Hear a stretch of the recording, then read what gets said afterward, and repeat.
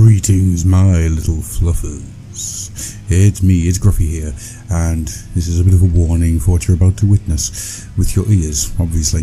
The show for this month has been cursed on every conceivable level. What you're about to hear is what I've managed to put together out of all of the little tiny bits from an Audacity recovery, which has taken lots of time. As a result, the sound quality for it is bad.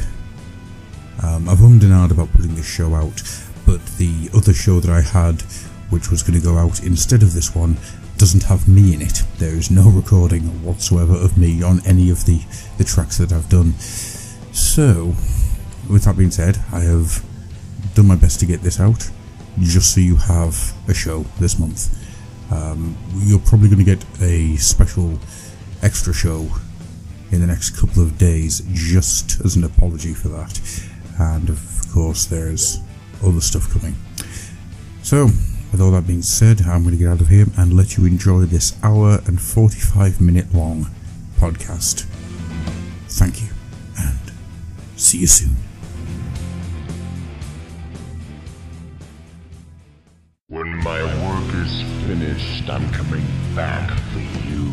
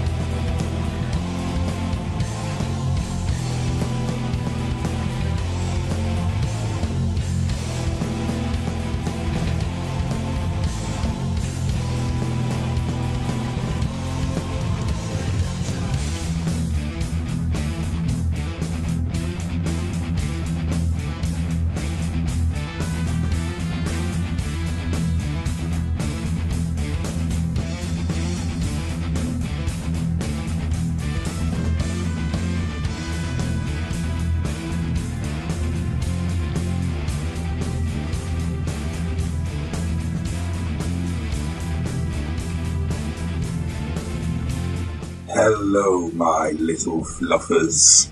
It's good to see you back here in this den of iniquity, this dark and horrible place where the ichor and the slime drips, and madness itself is the only thing that you have to look forward to. In other words, hello! Welcome to the Flluffenhammer, where once again I, Gruffy, your host, will take you and two others through a giant carnival ride of carnage. And probably tangents. And Slaanesh. Oh, Slaanesh will definitely be rearing his head at some point. In fact, I probably, having said that, feel I should rephrase it somewhat, but... Yeah, because I heard something like that. There it is. Let's leave it there. But yes, no doubt, Slaanesh, ladies and gentlemen, will be making his presence known. His presence, her presence, whatever pronoun you want to use. And no doubt, Nurgle, I feel I've got to apologise at this point, ladies and gentlemen, to my co-host Adam there. Those of you who listened last time round will no doubt remember that I did a little piece on the Death Guard and Mortarion and Nurgle. Shortly after, my friend Adam there was struck down or blessed by the Plague Father. Were you not, Adam? I was truly, truly blessed by the Plague Father. I was going from both ends like a super soaker, nearly 12 hours. 12 hours after recording. My good, high in the esteem of Grandpappy Nurgle, indeed. Indeed. To be honest with you, because I felt so much better round about late evening time, I think I might actually be a demon Prince of Nurgle now. Well, this is the thing, isn't it? With when Nurgle either blesses or curses his minions with either demonhood or spawn-dom, it's kind of difficult to tell which is which, to be honest, because they all just look like big shambling mounds of flesh and filth and excrement. That is the best way to describe how I felt last week. A shambling mound of flesh and excrement. Brilliant. Absolute brilliant. The only thing missing there is a bib made of bile, you know? Love it. Absolutely love it. Hello, ladies and gentlemen, by the way. It's George. It's me. It certainly is. And welcome back, you absolute masochists. You gluttons for punishment. Hashtag tits and tentacles. Hashtag tits and tentacles. Indeed. And there it is, the Slaanesh influence once again. I'm sure the flesh mop will be mentioned again at some point. I'm pretty sure we'll create something even worse. We are not alone, George, for once again we have opened up the doorways to the Webway, stuck our hand in, fiddled around a little bit, and dragged out the first thing that we could find. And this time, we have found that ancient being known as Simon. Good evening, ladies and gentlemen, and welcome. I'm pleased to see all you little minions have come to join us. I mentioned that you were referencing a couple of the great pantheon, and I find it interesting that I, maybe as fate as ordained, show up for the third instalment of the Flluffenhammer.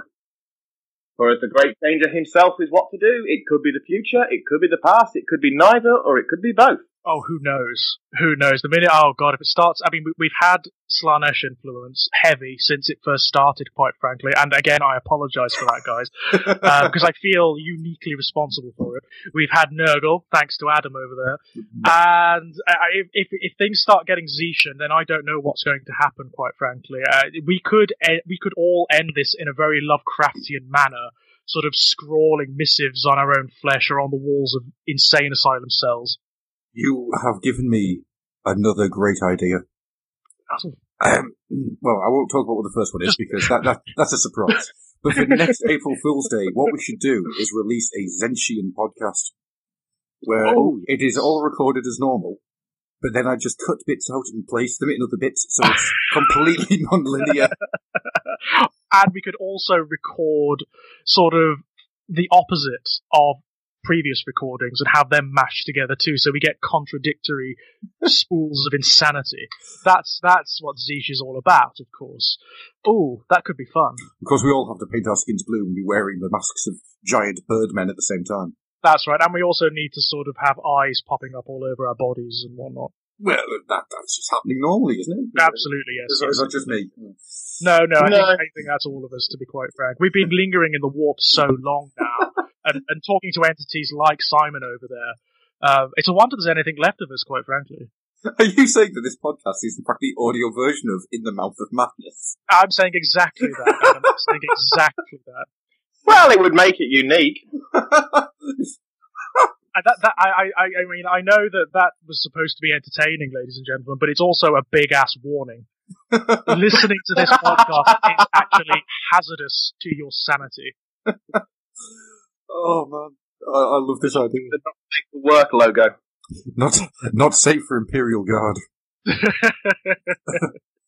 Not safe for mortals. So, as always, we're going to kick this off with a single solitary question that starts off the conversation in a maniacally lovely manner. So, Simon, please sit down on my knee and answer me as I say to you, how did you get into the hobby? That's quite a bony lap you have there. Not anymore, it's not. More pustulant. Ew. Lovely. So it's pus that I'm feeling against my thigh. Yeah, we'll say yes. We do not want to get into that place where Slaanesh and Nurgle overlap, guys. We just don't. I'm sure there is a potential army motif there, but it's not one that would ever be allowed to feature at any tournament or in any Games Workshop store. No, really wouldn't be. It really would. Hashtag Dixon Drips. I'm very pleased to know, Adam, that we can go down this entirely Slaaneshi route. I'm glad that we're pushing the boundaries a little bit here. We've gone through the boundaries and broke out the envelope. Pushing, yes, sort of careened through on a rocket-propelled, monkey-navigated, you get the idea. So, right, quickly, let's try and get this back onto topic. Let's. So, yes, Simon, how did you get into the hobby originally? What brought you in? What made you stay? Did you leave at any point? Let's get to know Simon Stay, the Warhammer and 40k player. Well, I was first introduced to Games Workshop as an entity through a Milton Bradley game called Space Crusade. Yes. 3 for 3. 3 for 3. Yeah. which I still have a copy of, incidentally. Really? Yes, I found it in a charity shop for £2.50 before I left England. That's awesome. How That is complete? superb. And 95% complete. Fantastic. Ooh. So, I was bought it for Christmas by my grandparents, probably about the year 1990. Yep. And I got playing that particular game, and then my father decided that he was going to buy Hero Quest. And we played Hero Quest as a family, which, incidentally, I still have that same game. Man. You have the same set? Yeah, after my father passed, I kept the box set. Oh, that is superb. That's brilliant, And man. it's been amalgamated with my own one that I bought about 10 years ago. Sorry, no, more like 20 years ago at this point. It's 2017 now. It is. Scarily enough, it is. Yeah, we're all getting old, lads. I know. It's happening a little bit too quick for my liking. Shut up. That we're friends for the better part of a decade at this point. God. No, just think about that in gay years, guys. Think about that in gay years. That's just obscene. That makes me ancient. There's a way around this. There is? Hashtag, you're only as old as your Zenshin. Excellent. From a Zetan perspective, that's actually a fair point. From a Zetan perspective, we're all eternally young and old because we exist in all potentials at once. We are both sides of the string, my friend. Both sides of the string. I will look at it in that way from now on. That was my first proper foray into Games Workshop. Would have been probably about circa 1996. Yeah. I was over on holiday from Ireland, and I wandered into Games Workshop in Birmingham. Solihull, I should say. And I bought a box of metal Mordean iron guns. Oh, I remember those. Yeah. I remember those. Polystyrene inserts. Yes! God. Yeah. Nostalgia. With the man las cannon. Yeah. Yes! Yeah. Yes! 2 wheels. Yes! Oh, so I remember those. That was my very, very first proper official Games Workshop purchase. I also bought a couple of the Katachan's Jungle Fighters when they first came out. Oh, don't you guys love that era for the Imperial Guard, when they were the Imperial Guard, of course? When they were all very, very heavily characterized, all the regiments looked very particular. Yeah. I love that.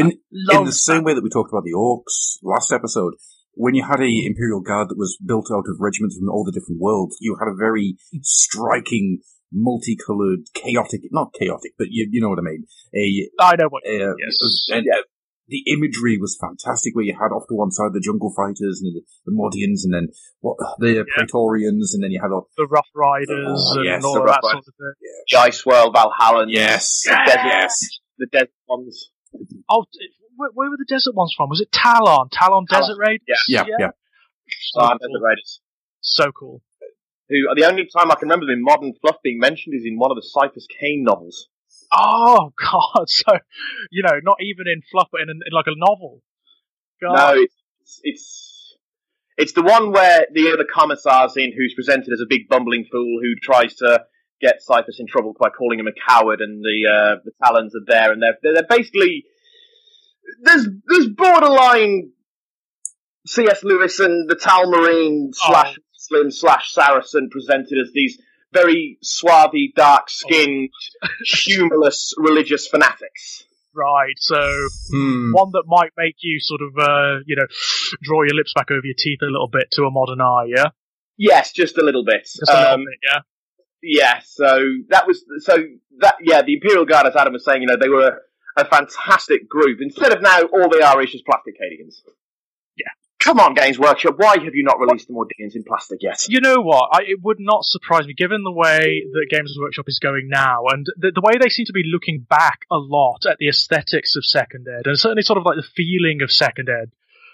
It would not surprise me at all to see the Astra Militarum, as they are now, branching out a little bit to have different regiments and maybe, entirely different forms of the Astra Militarum from different worlds and whatnot. I would dearly love to see that again. Well, do you remember the was it the 6th Ed Imperial Guard Codex, where you could actually make up different Imperial Guard regiments, and there was rules for Imperial Guard regiments. And I remember one of the ones I wanted to do was, I think it was called the Karnak Skull Takers, who were close combat Imperial Guardsmen. And I just loved the idea of a human horde charging forward regardless. I do remember that. For my money, thus far, that's my favourite of the Imperial Guard army books thus far, just because it was so narratively driven. You could literally create your own Imperial Guard regiment and have it write its history, design its aesthetics, how they looked, how they dressed, how they fought, what weapons they had, and that would be reflected on the battlefield. Yeah. Yes. Or you can create the Colonial Marines from Alien, or whatever you want. That's kind of the fun of them. And the amount of stuff the Imperial Guard... I mean, there's so many worlds out there to play with the Imperial Guards. You can do 1,001 things. I mean, there's... the stories of the Imperial Guards being taken to the Hive world, so you could quite easily just use your Necromunda guys back in the day as Imperial Guardsmen, which I did. I had a smaller regiment of the post-Goliath guys who were... Oh, wow. They were really cool. Oh, wow, that'd be something. Oh, yeah. I mean, don't get me wrong, it wasn't huge, but it was expensive. But it looked great, especially when you had the... do you remember the sort of really big heavy with the Mohawk? Right. Yes, I was just thinking that's the iconic Goliath to me. So it had him chopped in half and then sticking out the top of the tank. So he was just standing there with his hands on his hips looking forward as his tanks were rolling over people. It was absolutely awesome. Oh, yeah. That's brilliant. Loved it. Yeah. At some point we have to cover the Imperial Guard, and I think it's going to have to be an entire show. I think it will have to be, yeah. The thing is, you could do this for every army, that's true. Couldn't you? Really, you could just go on. We could technically just devote entire episodes to particular armies, and even subsets of those particular armies. Like if we ever start discussing, say, the Hive fleets, for example, the history of Leviathan. The history of Leviathan would take an entire show. Yeah. Yeah. In and of itself. And that's before you even get into the nitty-gritty about the Tyranids, like the theories on where they come from, their natures, and the shadow in the warp, and all that nonsense. If we ever start discussing the craft worlds, the Elder craft worlds, I mean, the history of Eander. Yes. Yeah. It's insane. It's insane. The Chaos Traitor Legions, but especially with the expansion that they've experienced with the Horus Heresy books. That would be mental. Yeah. Absolutely. I mean, I've struggled because I've done 2 of the Traitor Legions thus far, Simon. I've done the Death Card, and I've done the Emperor's Children as well. And trying to condense them down into a format where you don't just spiral off into insanity is very tricky. So where did you go after that then, Simon? Well, because I was living in the west of Ireland, which hasn't changed an awful lot in 20 years, it has to be said. It was almost non-existent. I had a couple of lads in school who were into Games Workshop as well, but we talked about it once in a blue moon because they were in different years to me, and I was in different social groups completely. So mine was very, very limited to when I could go to England and buy some stuff. So when I went to England, the first army I can recollect buying that was actually considered to be a proper army was the original release of Dark Eldar. When Dark Crimson Fist. Yeah, that was 3rd Ed, wasn't it? That would have been... Was it 3rd? No, it was 5th, wasn't it? Oh, the original release of the Dark Elder was 3rd Ed.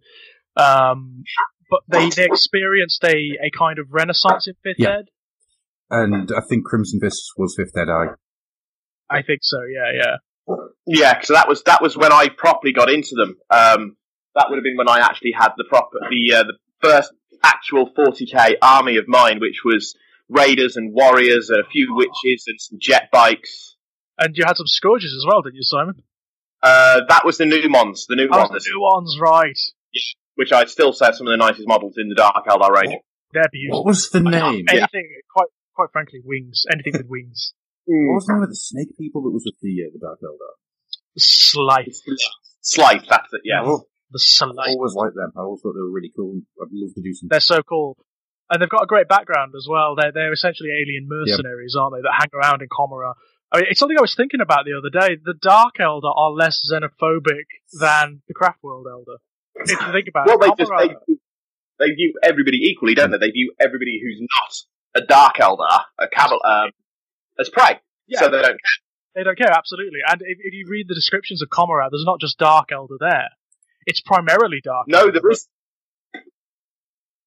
There's But it's lots of other species there, including humans. Yeah, absolutely. Space Marines. There are Space Marines there. There are Tyranids. There are tons of Tyranids there because the witch cults love them. And the Homunculi love them too. Yeah. So I suppose when I moved, going back onto the topic, when I first, because it's popped into my head now, was when I moved back to England, my first proper army would probably have been Chaos. Yes. Chaos Space Marines. The Steel Cobras. Oh, really, 3.5. Green trim. And I had stupid amounts. I remember going into Games Workshop. I was working in sales at the time. Mm-hmm. And this is how long back it is. This would be back 2001, 2002. And I had a sales bonus. And I went into Games Workshop when it was still on Corporation Street in Birmingham, opposite the Square Peg. Yeah. And I spent about £600 in there in one go, all on Chaos Space. Awesome. And that was a very good time to do it as well, because that was about the advent of the 3.5 Codex, wasn't it, Simon? Mm-hmm. When shortly before the Eye of Terror campaign? It was before the Eye of Terror campaign. It was before Games Workshop went into what is now being called its Dark Age. Yes. It went corporate. When it was gold of gaming. That codex, I remember buying that, and I remember just adoring it. I went mental on that codex. I was at university at the time, so a significant amount of my student loan went on Games Workshop products, I can tell you. I have spent a lot of money. I think that's one thing all three of us can say, is over the years, a lot of money. Yes. I'm beginning to think how much I have bought and then subsequently given away, / thrown away, / charity shop, / eBay. Same here. I was still very much a 40K-er at that point. I had a dabble in Warhammer with quite a large High Elf army and then a Wood Elf army. I've still got the Wood Elves and the Sylvanas. Or Wood Spirits, they were called back then. Mm-hmm. And I had dabbled for that for about 2 years, but then I found myself just falling straight back into Games Workshop, and it was the Tau. And the Tau have been an overriding, an army that I played for 5 years, even when they went shockingly bad at the end of 6. Yeah. That was... and they were almost unplayable at that point, because everything was close combat orientated, and I was stuck in combat by turn 1, turn 2. So I played Tau. Then I went to Marines for a while. I've dallied with Marines back and forth the whole time. You're probably going to shoot me, but the last Marines I did was the Ultramarines. Because I like the Ultramarines. My Primarch almost killed your Primarch. Yeah, I'm very much in favour of Games Workshop continuing to actually tell a bleeding story, instead of what we've had, frankly, for the last 20 years, is just the same story, just told at different points of the galaxy. And in very, very real terms, very often, certainly in the Codex books, the same text, just slightly rejigged. Yeah. I mean, how many times has the Emperor and the War Master been reworked? Yeah, so many times. I mean, I love going through the different versions, actually, and looking at the subtle little changes to see what's... I mean, a lot of the Horus Heresy books seem to be derived from little suggestions in that bit of text. I'm fairly certain, my storyteller's craw tells me that when they finally do the book, which is going to be the Siege of Terror and the fight between the Emperor and Horus, which I'm sure they will do eventually, there's a little thing in the Emperor and the War Master about a lone space marine that is never really described who or what he is, who happens upon the Emperor and Horus fighting, and Horus basically flays him with a look. He flays him down to the skeleton and then to nothing, to dust. And that's the action that makes the Emperor realize there's nothing noble left in Horus anymore. He's just a monster. And that's what spurs him on to obliterate him. There's something in my head that's telling me that Space Marine is Horus Aximand, Little Horus, from there's something, he doesn't seem to have fallen in the same way that the others do. He seems to still have some nobility about him. That would be... Well, the one thing that got me about Horus Aximand is... now, I am a fair bit behind on Horus Heresy, again due to lack of funds, but also because so many of the books had just been terrible. Some of them have been pretty bad. The last one that I can remember is the most telling moment I have about Horus Aximand is at the end of the original trilogy by Dan Abnett, when Little Horus kills Torgadon. Yes. and Abaddon turns around and says, "We need to watch him." Mm-hmm. And there's little hints further on in some of the other books as Yeah. well in regards to Horus. So yeah, I think at some point he's going to be very, very, very pivotal. I think so too. You know when it says in the original story that Horus drops the shields around his ship? I think it's going to be little Horus that does that. That allows the Emperor to teleport on board. I think he's going to see the extent of the horror that he and his legion have wrought on the galaxy and on Terra, and he's going to drop the shields and allow the Emperor on board. Rather than Horus himself, as Yeah, it's always been. because it doesn't make any sense. It doesn't make any sense for Horus to do it. It's always made him look really stupid.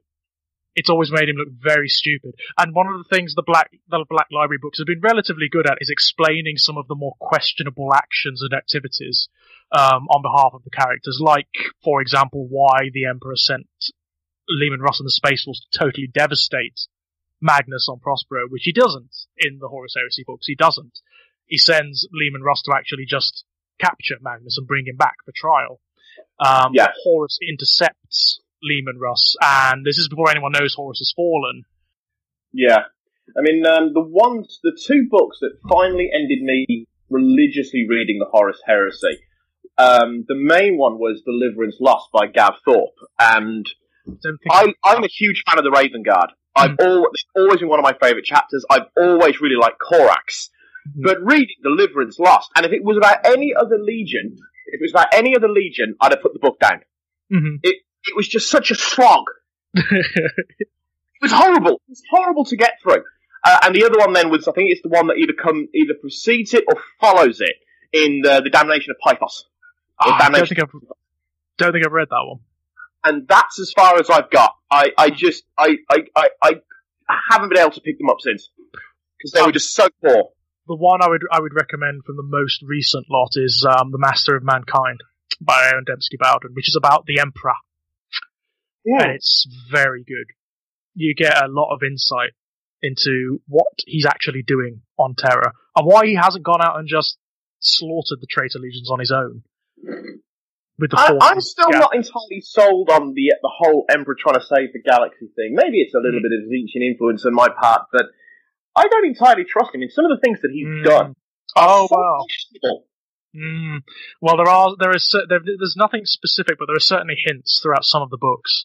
If you read Legion, for example, about the Alpha Legion, yes, read that one, and that's a big, oh my god, of an ending. Yeah, I liked that one a lot. But there's a point in that where John Grammaticus, you know, the Perpetual, who claims to have known the Emperor at one point when he was a man, he claims to have seen what is beneath the veneer of the Emperor. You know, that whole shining warrior motif that he has going on? That's a projection. Yeah. That's not real. That's actually a sort of psychic projection of the reality at the heart of him. And it never really describes what John sees at the heart of him, only that he recoils in horror from it. Interesting stuff. Interesting stuff. Anyway, sorry, yes. I completely forgot what part of the conversation we were on. Well, we were talking about having the Dark Eldar, and then kind of went off on a tangent about the history of the Emperor and the change in Games Workshop's entire style and the metamorphosis of above 40k and Games Workshop into a completely sales-based company rather than a gaming company. So glad we have you around, Adam, to remember this stuff, because I would not. Yeah, because I'd completely forgotten. I'm a professional, honest governor.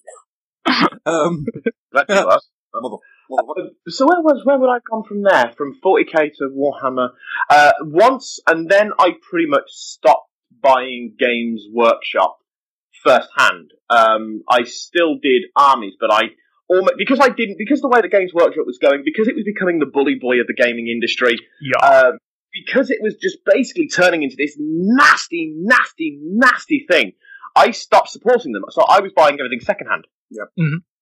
So I was, getting them off eBay, getting them off sales groups, getting a couple of things probably at Car Boots. Mm-hmm. And that carried me all the way over to when I moved back to Ireland. And then, of course, I've moved back to Ireland, and I don't get to do any of it anymore. Well, I didn't for a while, for a good few years. So I kept doing Eldar, and I've got 2,000 points of an Aloytic army. Oh. And Lovely stuff. As well. So they're one of my one of the projects I actually took an awful lot of time off that have taken a back seat. So it was Eldar for a good while. Then I did Tau again for a little bit. Did some Ultramarines for a little bit. And then found Age of Sigmar, which is where I'm currently at now, with roughly coming up to, I think it's just over 3,000 points in Stormcast. Ah. Wonderful stuff. Wonderful stuff. Obviously, I'm glad you actually like the Stormcast Eternal, Simon. I mean, they're one of the things that a lot of people reacted against when AOS first came out. There was this feeling that they were just Space Marines in a fantasy setting, which they kind of are. But personally, I don't have any particular problem with that. I don't know. I will admit, when Age of Sigmar first came out, I was in there's a little shop in Galway called Dungeons and Donuts, which is a geek shop. It actually has fantastic donuts. It just buys in like bulk cheap donuts, but they make all kinds of geek icing toppings for them. Brilliant. And it's one of the shops that you can go in, sit down, play Magic the Gathering, have a game, play Warhammer or 40k, have a donut and a coffee. It's actually it's rather clicky, but it's a nice little shop. But it's the only one near me. And that's 70 miles away from me. Yeah, I'm really in the sticks. Really in the sticks. But so anyway, I went in and and it was just when Age of Sigmar, the first box set, had been released. So when was that? Just November last year? Was it only? No. Yeah. Was it not during the summer? Or was it the summer? During the summer, I can't remember now. But I would have seen it about. No, sorry. Yeah, I would have seen this first box set about this time last year in the summer. And the first thing I did was I picked it up, I turned it round to look at the models, and I'm like, they're Space Marines. Mm-hmm. They're Space Marines, and I put the box back. Because it put me off them. I was like, these are Space Marines, they're Space Marines in 40k, the prosecutors are lovely, they're gorgeous models, but it was too much like Space Marines, so I put it back. And it wasn't until myself and Anna were over in Birmingham in November.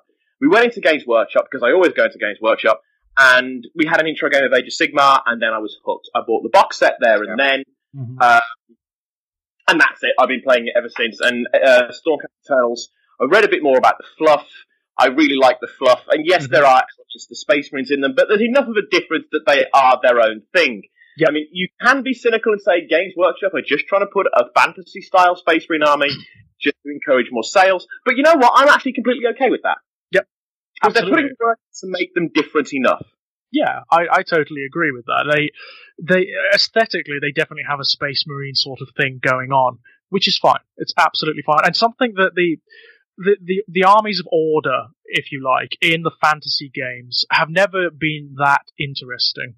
It's certainly not aesthetically. They haven't had anything that really identifies them. But the Stormcast Eternals are quite striking. They're quite interesting just to look at when you put them down on the table. They've got some beautiful miniatures.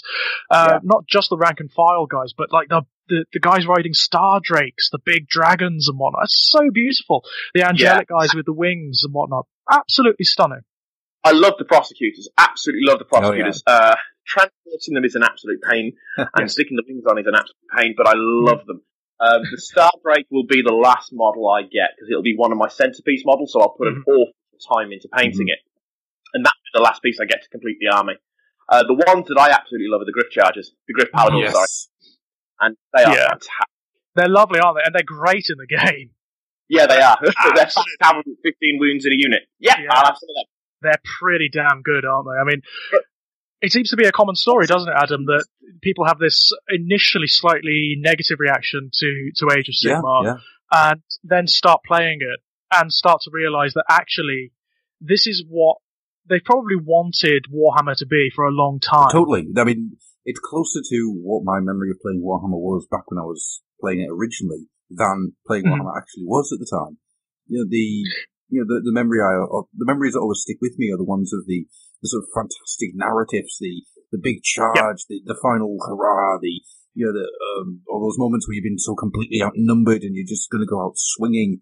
All those moments. But if you think back to how the game would have actually worked, those would be very slow, methodical moment. Bogged down. Yeah, lots of cards, lots of dice, lots of variables to take into account, flipping through rule books and whatnot, which you just don't get now. When you play AOS, it's largely a quick glance at your data sheet to see which characters are fighting, and all the rules are there. You know exactly what you've got to roll. You know exactly what happens, and that's it. Yeah, and I love that. I love that. Agreed. So that brings you right up to date, then, Simon, and that's a hell of a journey. Like that makes me happy. It's like, Me too. Yeah, me too. You know, so many fingers and so many pies. All in all, what, 25 years more? Yeah, well, more. I mean, probably started buying stuff around about this. Well, I was a bit before you, so. I think I was bang about the same time, Simon. As we talked about in the first episode, mine was Hero Quest and Space Crusade. That was my initial introduction. So yeah, I think our journeys are kind of similar in that regard. Well, I'll put it this way. I've been playing back for so long that when I went into a Games Workshop, my very first intro game in the Games Workshop was Epic. Epic! The box set of Epic. Yeah. Fabulous. I've still got somewhere, and I don't know how the hell it survived. You know the add-on for the original Epic, which was called Renegades, which had the rules and miniatures for Chaos armies and Eldar armies together. Yes. I've still got that box somewhere, and I've still got the little paper. It's not like any of the other Games Workshop books. It's actually just paper. Like the stapled together, the kind of paper you would get in a school art class, basically. Booklet that's got all the art and the rules and whatnot in it, and I love that book. I love it. It's full of all the... Yeah, I never had that version, but I do remember seeing it. It's one of the first times you get certain Elder vehicles introduced that are now entirely common in 40k. But back then you could only get in epic scale because they just didn't have the technology to produce them back then. Things like the Elder Grav tanks, the Falcons, the Wave Serpents, that kind of thing. Oh God, you wouldn't even think these days that that wouldn't have been a thing at one point. Well, do you guys remember when the first kit, the plastic kit for the Falcon Grav tank, was released? It was towards the latter days of Second Ed, and there was an entire White Dwarf dedicated to it. Because that kit, there'd always been rules for it. Ever since the Second Ed Codex came out, there'd always been rules, but there'd never been a miniature. Because you just couldn't make big Elder vehicles back then.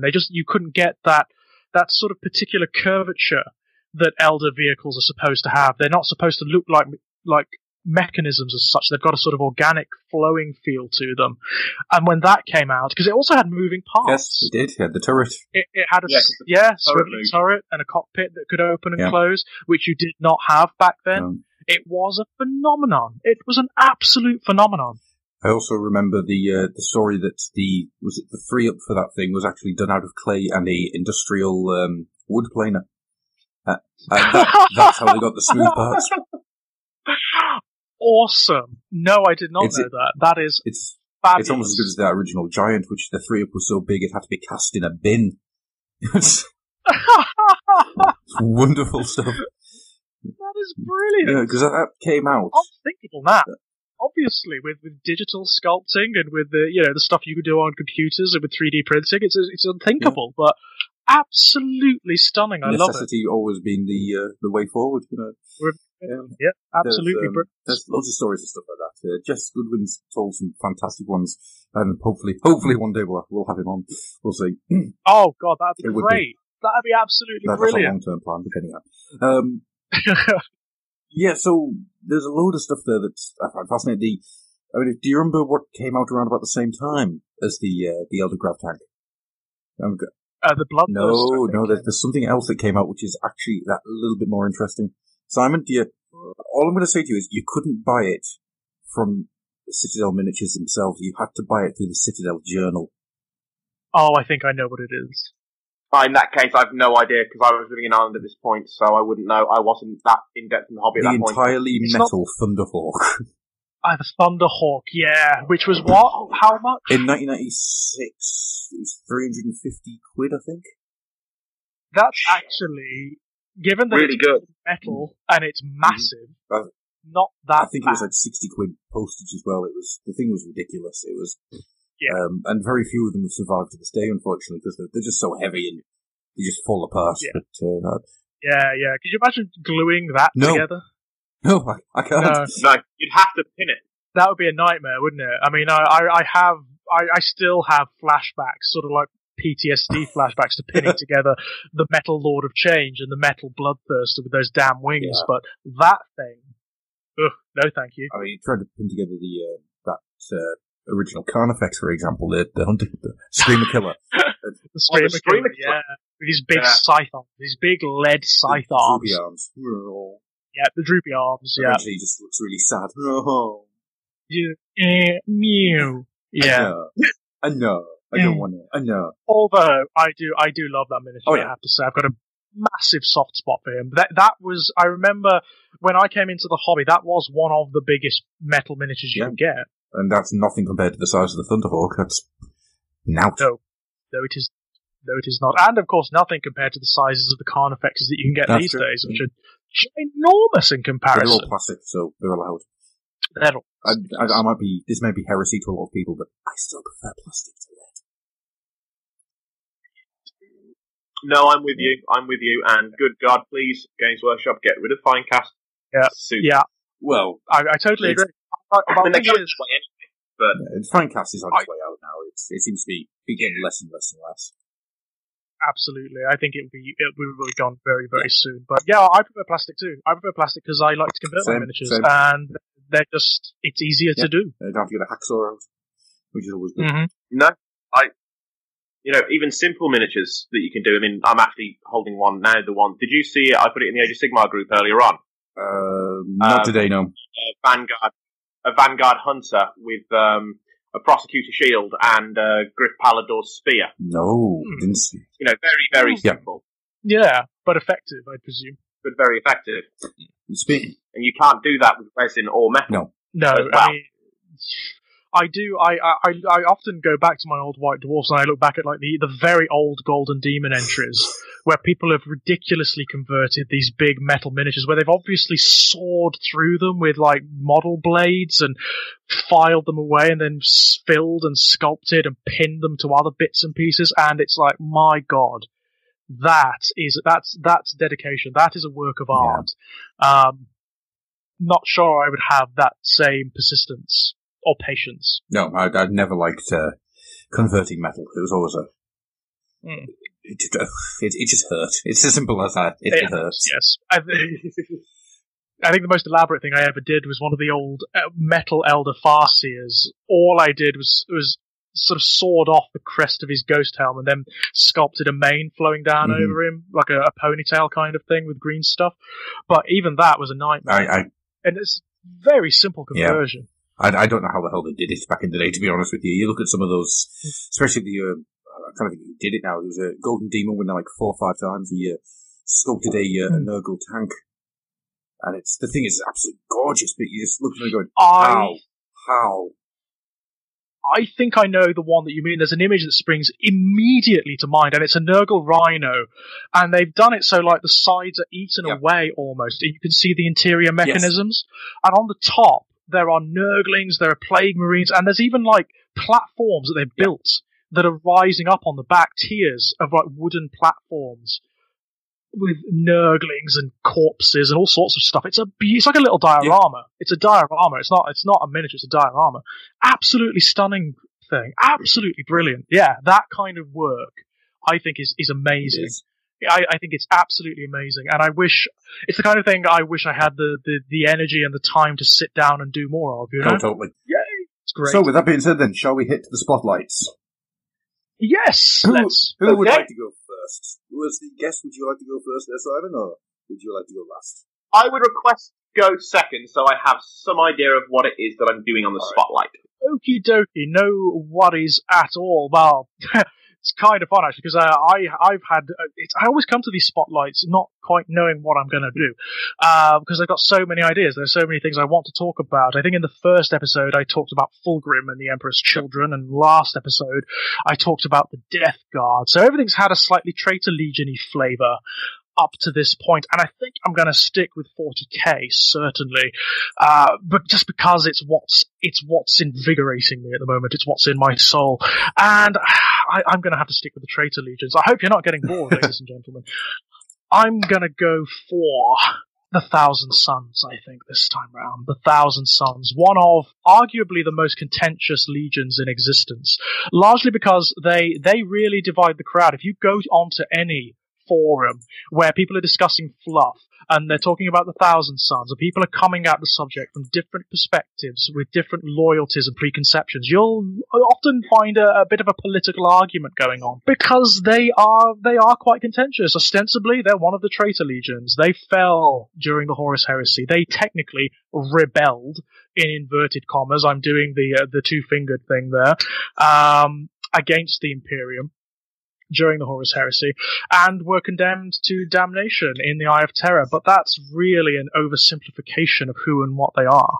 The Thousand Sons are, like a lot of the traitor legions, they're one of those legions that before they fell, before their descent into chaos, saturation, and accursedness by the powers of Zeech, they had more about them than simply being warriors. They had ethos and philosophy and aesthetics that went far and beyond the need to destroy and to conquer. If anything, they're one of the legions, like the Emperor's Children, which I discussed in the first episode, that had they not fallen, had the Great Crusade been a successful experiment, and the Imperium united all of humanity and created this vast universe-spanning empire, and the fighting stopped, if there was no longer any need for the fighting, they're one of the Space Marine legions that would have still had function. They would have still had purpose in existence. They're not like the Space Wolves. They're not like the Iron Warriors. They're not like the World Eaters. They have interest and function beyond that. They were a legion of scholars, primarily. Their philosophy was always the primacy of knowledge. They believed that by learning more about the universe, about reality, about every aspect of it, they brought it further under the control of humanity. What they desired, and what their Primarch Magnus the Red desired, was to elevate humanity to a new state, to a new condition, to almost transcend humanity. And in Magnus's eyes, or eye, he was a Cyclops, by the way, the way of doing that was through the warp. Was by harnessing the power of the warp. What Magnus believed, he was the most psychically powerful of the Primarchs, by the way. He was that side of the Emperor which was most legitimately divine, I suppose you could say, in many respects. He was the side of the Emperor that was the magician, the one that could legitimately perform miracles through the power of his will, who could manipulate the warp, who could cast armies aside with a glance, who could ignite skies and heavens, who could make the earth split and devour all the forces that were arrayed against them. Magnus the Red, Lorgar, Primarch of the Wordbearers, says in one of the Black Library novels in which he features, I think it's the novel Aurelian. He says of Magnus the Red that Magnus is the only Primarch who could have potentially stood against the Emperor one-to-one. The only one. Because all of the others, although there are some that could have potentially physically bested him, there are none that could have psychically bested him. Magnus could. Magnus potentially could have stood up to the Emperor. And that makes him a very interesting character in and of itself. But Magnus was very unusual amongst the Primarchs. He was in many respects the antithesis of Mortarion, who we discussed last time around. Mortarion was always a down-to-earth pragmatist, and was always about functioning within your own limitations. He's a kind of despairing figure, whereas Magnus is hopefulness. He wants humanity to be better. He wants the Imperium to be better. He doesn't always want to conquer. He wants to invite the nations of the universe, the various scattered cultures and settlements of humanity into the Imperium, and he wants to learn from them. He doesn't just want to fall on them and dominate them and restrict them and destroy them. And that, sadly, does bring him into conflict with certain powers within the nascent Imperium, not least of which is Leman Russ, Primarch of the Space Wolves, Mortarion, who does not like his witchery at all because it reminds him of his ancestry on Barbarous, and also certain powers within the Imperial administration, who just distrust him and his legion profoundly. But the Thousand Sons remained loyal. They, despite their apparent dabbling within the warp, and a lot of the Legion bore the imprint of Magnus the Red. So it's a legion that had a lot of librarians, and librarians are the psychers of the Space Marine legions. They are they're the shamans. They're the characters who can harness the powers of the warp and channel them through their bodies to create minor miracles. They were regarded very well amongst the Thousand Sons. It was very rare for its officers not to have some level of psychic potential. And Magnus treated his sons as aspirant scholars. He encouraged them to explore beyond their own parameters, to transgress in many respects, to do what was unthinkable, to push themselves to the nth degree. So it was not uncommon for them to swim in the warp, to actually transcend their own bodies, and to swim the tides of the warp and to seek revelation from it. Very early on, after making contact with the warp, the officers of the Legion started to seek guidance from these. They were sort of like spirit familiars that they called tutelaries, which were sentient warp entities that allowed them to channel their psychic powers into the material world, which of course would have disastrous consequences. Nothing bad can happen there. Nothing bad could possibly. Not at all. A thing. Now, very early on, the Legion was almost destroyed before it was even created. There was an accident during gene seeding, by all accounts, and Magnus's Legion demonstrated a propensity towards a particular problem, which was called the Flesh Curse, which was a rather hideous affliction whereby legions that had Magnus's legionaries that had Magnus's gene seed would enter into a state of flux, where their bodies would warp and shift and swell and transform, and they would become monsters. They would essentially become chaos spawn and would have to be destroyed. And before Magnus was rediscovered, after he and the other Primarchs were scattered across the universe, ostensibly by the powers of chaos, but if you read the Black Library novels, it's actually by something different, but that's a bit of a tangent that we may go into in another date. Before that, it looked like the Thousand Sons were going to be destroyed. It looked like they were going to have to be put down because the Flesh Curse was so rampant amongst their ranks, and it simply seemed that no mortal could hold Magnus's gene seed without becoming this massive mutation. They eventually discovered Magnus on the planet of Prospero, which is where he'd come to rest in his stasis pod, and which he had united. He was the ruler of Prospero at this point, and it was one of the most beautiful, the most advanced, the most civilized nations in the entire galaxy. It was a planet dedicated entirely to enlightenment and to culture and to craft and to artistry. And the Emperor was very, very, very, very pleased with Magnus the Red, and Magnus was very, very, very, very pleased to meet his daddy. And by all accounts, the two of them had a fantastic relationship. They were, alongside Horus and Sanguinius, Magnus was probably the closest to the Emperor. And part of the reason being that he'd already met him. Before they met physically, Magnus and the Emperor had been communing psychically for centuries, by all accounts. So it was no real surprise when they found one another. Now, Magnus attempted to save the Legion that bore his gene seed, and he did everything he possibly could. He used every genetic law, every forbidden rite, every technique at his disposal to halt the Flesh Curse, and he couldn't. Nothing he did worked. But the Emperor trusted him. The Emperor trusted him, and that he would eventually, through his intelligence, through his incredible insight, he would find a way. And he did. Unfortunately, it probably wasn't what the Emperor wanted of him. It's a slight improvement there, George. Yeah, Magnus found an entity in the warp. Now, this is where Magnus's key flaw comes into play. This is the basis, this is the crux of his damnation. Magnus was undoubtedly the most intelligent Primarch, undoubtedly the wisest, probably the most powerful of the Primarchs, but he was also an egotist. His arrogance was unfathomable, absolutely unfathomable. So when he came across this warp entity, he believed that he could get the better of it, that he would have to sacrifice, he would have to make a bargain, but he would get the better of it.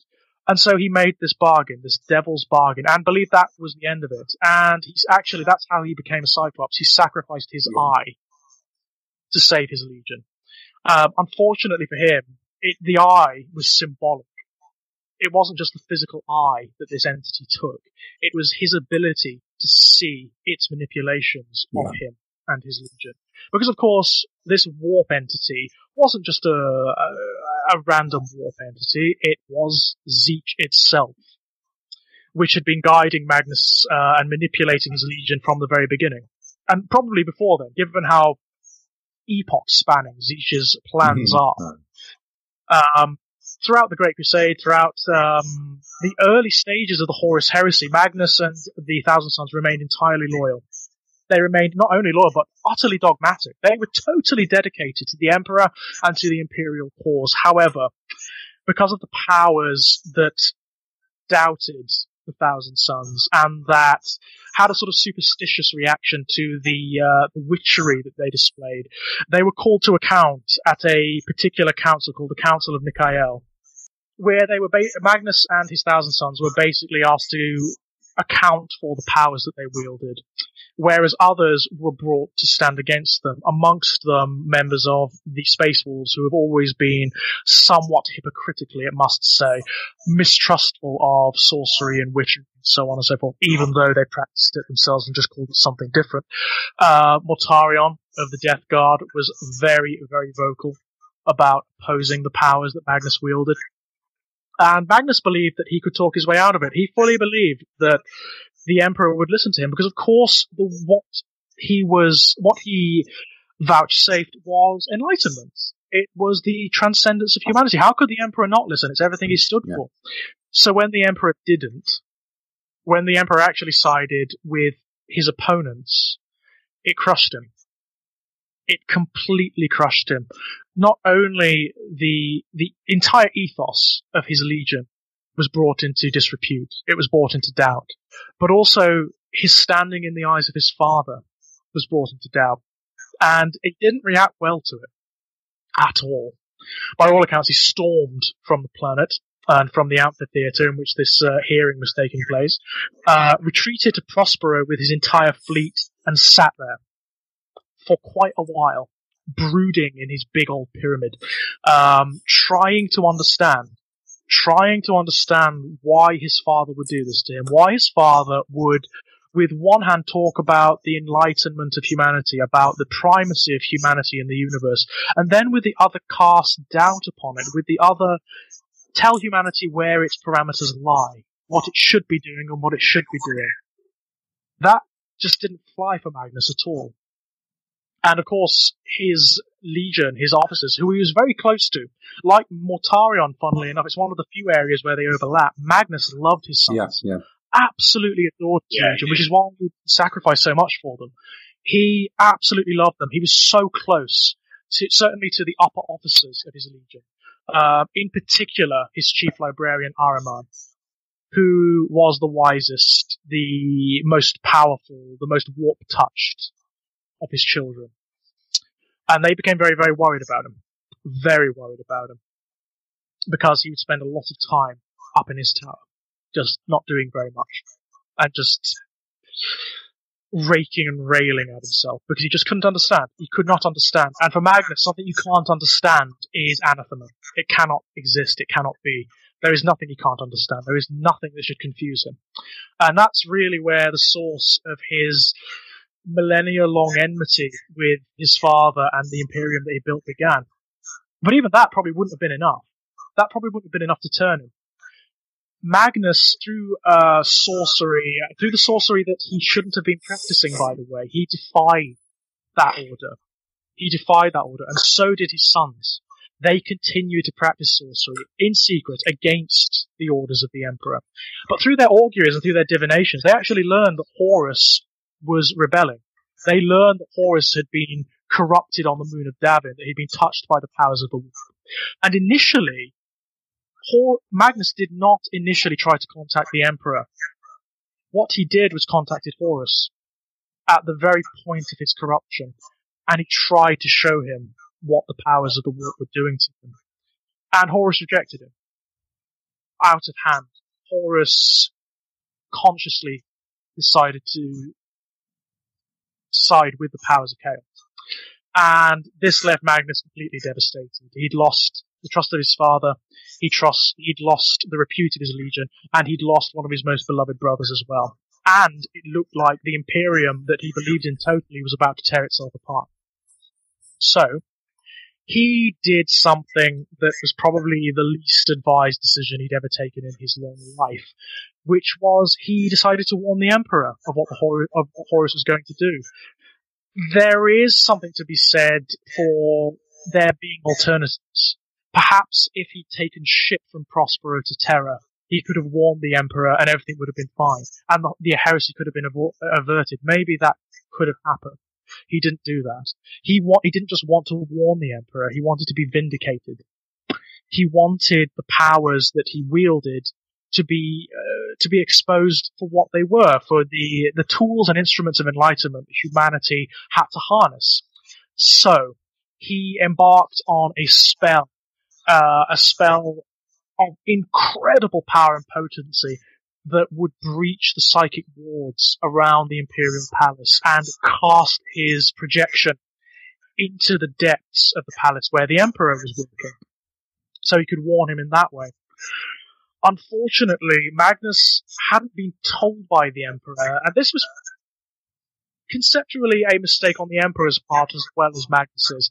The Emperor did not tell Magnus that he was working in the depths of the Imperial Palace on an engine, a psychic engine, that would allow him ultimately to conquer and purge the Webway. In the depths of the Imperial Palace, there is a portal that opens into the Webway, an infested portion of the Webway that is completely diseased with demons and the power of chaos. He was preparing to cleanse it and to thereby utterly do away with humanity's need for the warp at all. By conquering the Webway, he could have linked the entire Imperium together without the need for the warp at all. Warp travel would have been done away with. You could have warped from one planet in the Imperium to another. Unfortunately, through his efforts, Magnus destroys that. He doesn't do it deliberately. No, it's the decisions that he makes leads him down the wrong path. That's right. And you know what? There's a wonderful point in the book, 1,000 Suns, where Magnus emerges through the portal, his psychic essence emerges through the portal, and there is absolute anarchy in the Golden Throne Room, it's bursting, it's melting, there are fires breaking out throughout the entire Imperial Palace, and he realizes. He and the Emperor look at one another, and there is this momentary psychic communication between them, and Magnus realizes what he's done. And he realizes what he could have been as well, because the Emperor had a plan for him. He was going to take the place on the Golden Throne. It was his psychic power that was going to guide humanity through the Webway, that was going to purge the Webway. He was going to be the guiding light of all of humanity.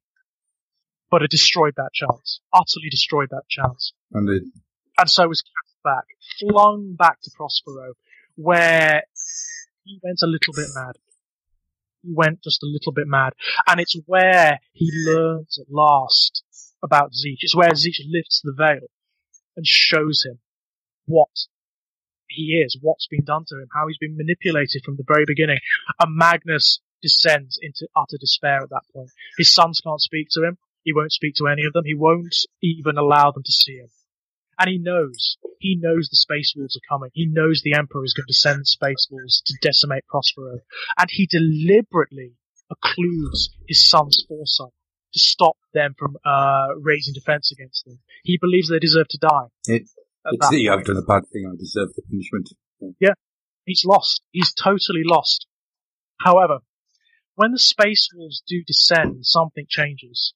And it's never really explained what. You know from reading 1,000 Suns that he is in communion with Tzeentch at this point. And he's trying to understand. He's trying to understand what's happened, how he could have possibly been tricked by this, how the warp is far more than his father has allowed him to ever see or know.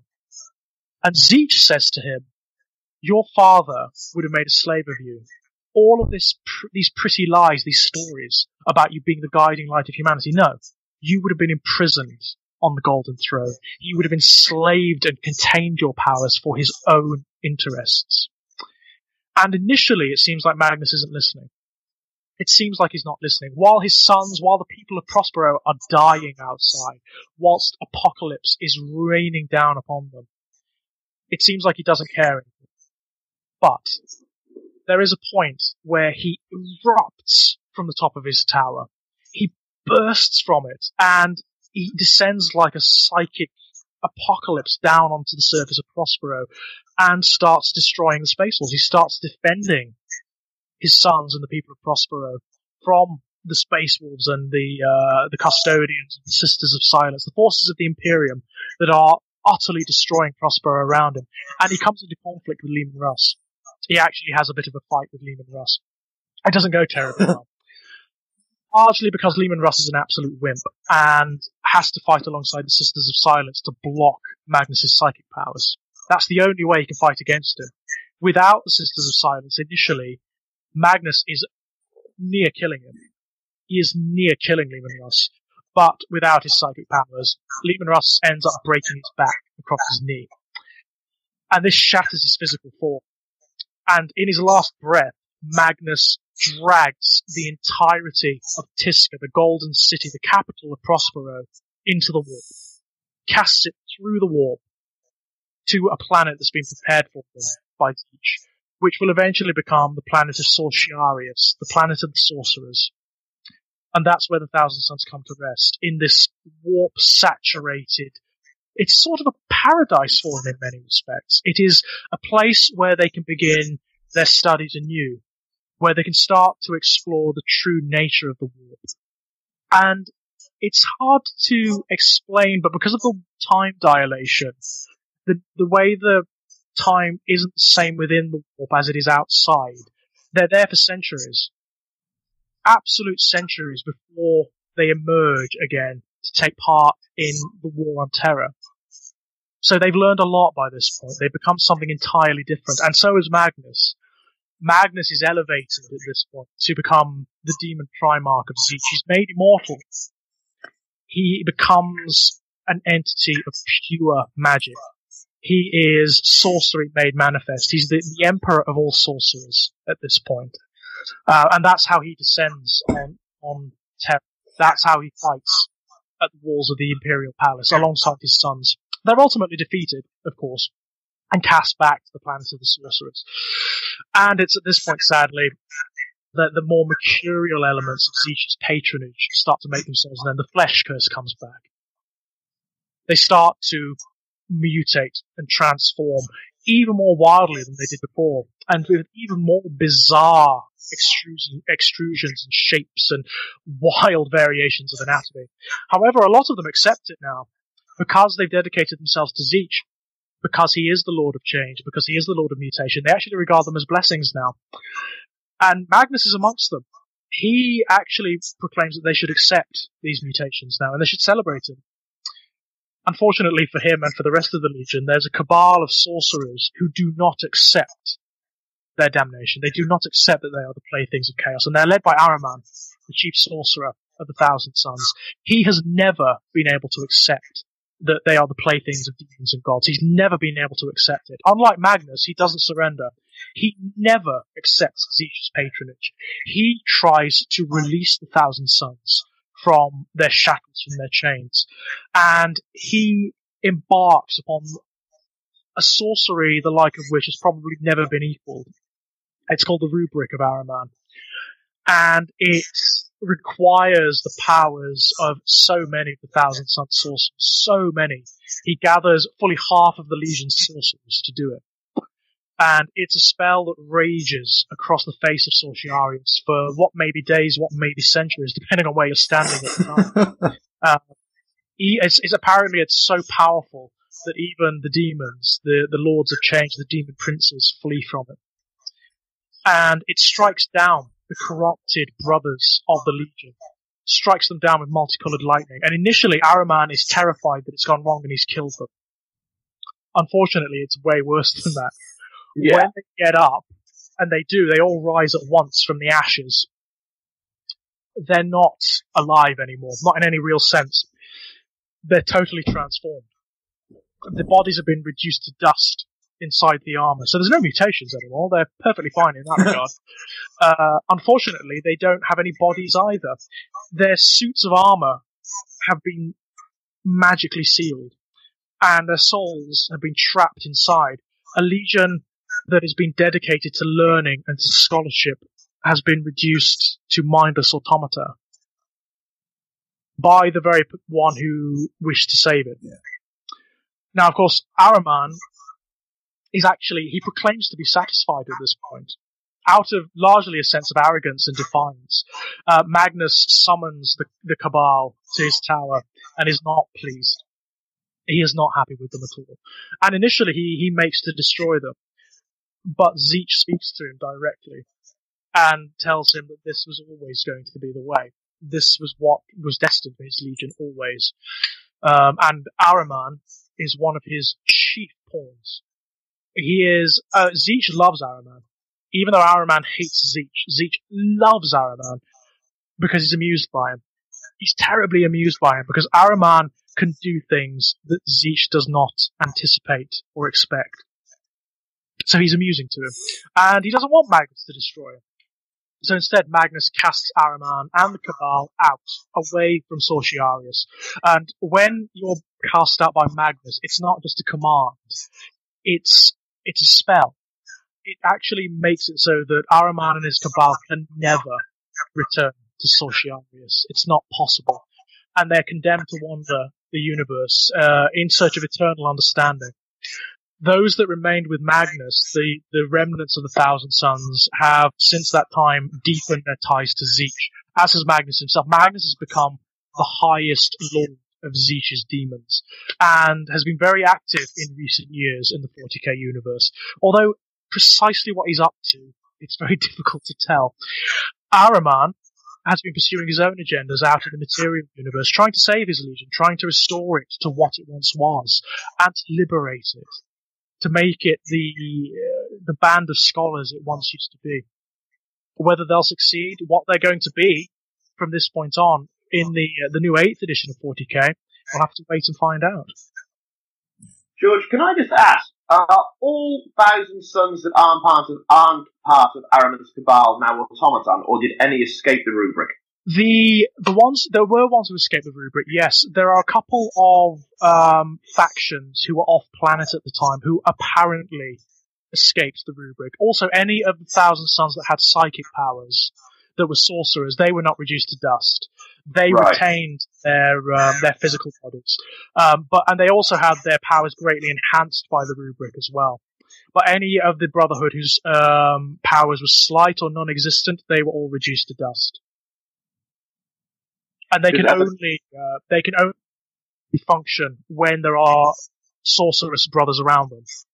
Yeah. Otherwise, they're just statues. They can do nothing. Because one of the things that always struck me about the reaction of the Emperor to Magnus breaking into the palace, I think he reacted out of ego. The Emperor has, rightly or wrongly, consumed himself to be the most powerful psyker in the galaxy. He's leading the Emperor, the correct crusade to reclaim all of humanity, and whatever dark nefarious plots he has for his own ascension to godhood can be debated till the early hours of the morning. Absolutely. But then Magnus comes along and just smashes aside his wards. Mm-hmm. Shows up in the middle of the throne room, causes absolute havoc. That was, as you say, unintentional. Mm-hmm. And the Emperor just goes, Magnus. And so the sending of the wolves, of all the chapters he could have sent that were still loyal to him at this time, the wolves were the wrong one. Why not send Gulliman? It's a fair point. It's an absolutely fair point. It's an odd thing. The reaction of the Emperor to the Thousand Sons and to their apparent treachery has always been a sticking point. It's always been a problem. Because it makes the Emperor look inconsistent and reactionary.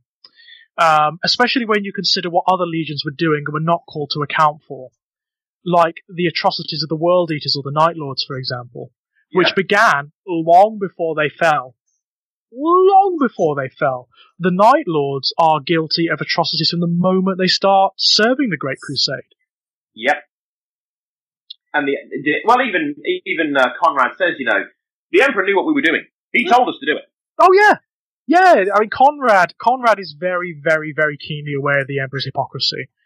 Very keenly aware, all the way from the beginning. It's one of the things that makes the Emperor who he is, though, the fact that he is an absolute hypocrite. Yeah, or is he? I mean, it's hard to say. Is it the fact that he's a hypocrite, or is it that he's foreseen all of this and it's actually happening the way he always intended? Well, that's one of the things that I've wondered about. It's one of those that gives arguments to the idea that the Emperor has foreseen all of this, that he foresaw the heresy, because some of the mistakes he makes, such as making, Horus War Master. Yeah. Should have been Gilman.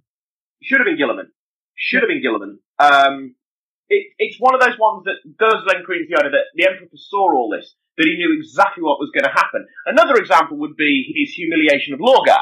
Yes, overreaction somewhat. He shows up on, it's Colchis, isn't it? No. That's right. Yeah, it's Colchis. Yeah. Shows up on Colchis with the entirety of the one Primarch who Lorgar despises, and forces his entire legion to kneel. Yeah. In the ashes of the capital city. Tear down everything that he's done. Yep. After Lorgar has been doing what he's been doing for a century with no condemnation whatsoever. Absolutely, yeah. Absolutely. Yes. It's a fair point. You've also got the same situation with Angron. On Nuceria, Angron is ready to die with his gladiator brethren, who he adores. He loves his gladiator brethren. They've fought and they've bled and they've died together for centuries. He's ready to die, and the Emperor teleports Angron away. Why only Angron? Why only Angron? Why not descend with an army and allow Angron to fight at the front of it to reconquer Nuceria? That more than anything says to me that he knows exactly what he's doing. Yeah, he knows exactly what he's doing. I always saw it as being the Emperor wanted to pit his sons against each other, wanted to push them into the darkest places possible so they would shine. But by pitting them against each other, he defies his own message of a united humanity. The end idea is a united humanity. At this point, there is still a long way to go. It depends on how you perceive the Emperor ultimately, doesn't it? Is he a semi-divine being? Is his foresight such that he can foresee all of these probabilities? I'm not sure. It's hard to say. It's left.